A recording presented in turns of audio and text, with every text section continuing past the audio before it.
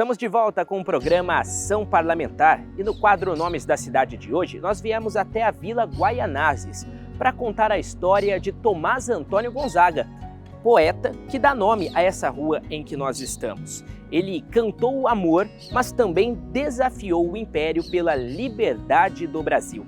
É a história e a literatura se encontrando nas ruas de São José dos Campos.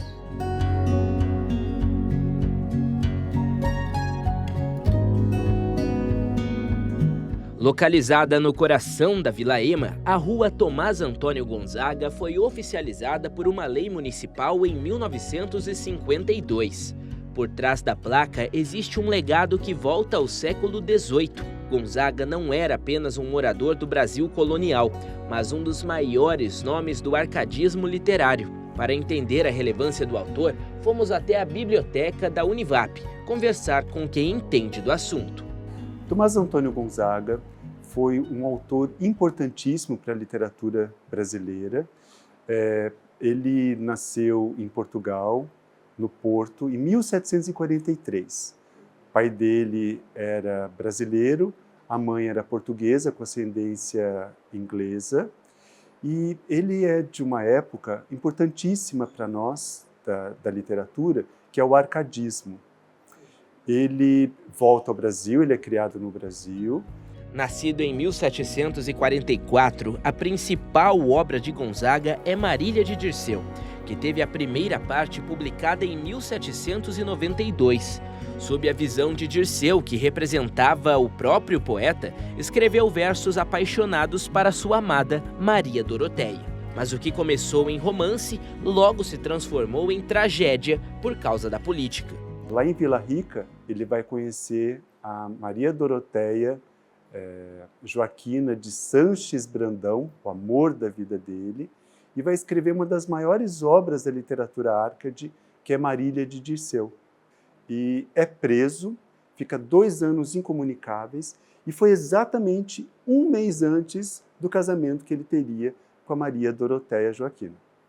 E aí ele não encontra mais nem a família, nem amigos, e muito menos a Maria Doroteia Joaquina. A prisão não foi por acaso. Tomás Antônio Gonzaga era ouvidor do Império, mas agia nos bastidores contra o absolutismo português. Ele foi um dos principais articuladores da Inconfidência Mineira, como explica o historiador Maurício Chiga. Mesmo sendo português, essa que é a questão mais difícil, curiosa de ser olhada de forma histórica, né? Como é que um português que veio para o Brasil formado em direito, né? Então ele atua para o governo português aqui como um controlador das minas também, de alguma forma, como é que ele vai atuar contra um regime que paga as contas dele, sustenta ele aqui, né? Mas atuava como em uma das frentes políticas que existiam na época, ou bem as pessoas num reino como no Império Português eram liberais, ou bem elas eram absolutistas. Então, não existia alguma coisa como um partido republicano ainda. As ideias republicanas existiam, mas oficialmente, ou ele era absolutista, ele concordava que todos os direitos eram para o rei e para aquela alta nobreza que sustentava politicamente o rei, e a economia era deles, ou então ele era de uma forma um pouco mais liberal, que ele era anti-absolutista. A condenação separou o poeta de sua amada e do Brasil. Ele morreu em Moçambique em 1810. Mesmo longe do nosso país, o nome dele ficou marcado na política nacional. Existe essa identidade, a identidade de um povo, de uma nação que começa a ser construída ali. Mas quando que o Brasil vai ser nação, né? A partir da independência em 1822, 7 de setembro de 1822. Então tem um caminho longo, né? Aí quase 40 anos do começo dessas ideias, mas se você for olhar, a construção de identidade se passa por essas figuras históricas. Mais do que versos sobre a vida no campo, o legado de Gonzaga simboliza a luta por direitos e pela democracia. Uma voz que continua atual, mesmo séculos depois. Tomás Antônio Gonzaga, ele pode ser compreendido no momento atual como uma pessoa que vai observar as liberdades individuais, essa busca pela democracia quando ele escreve cartas chilenas.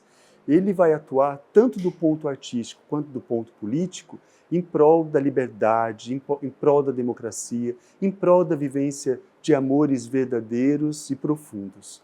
Ele é um escritor maravilhoso e tem um legado assim impressionante para nos deixar nessa literatura nossa brasileira.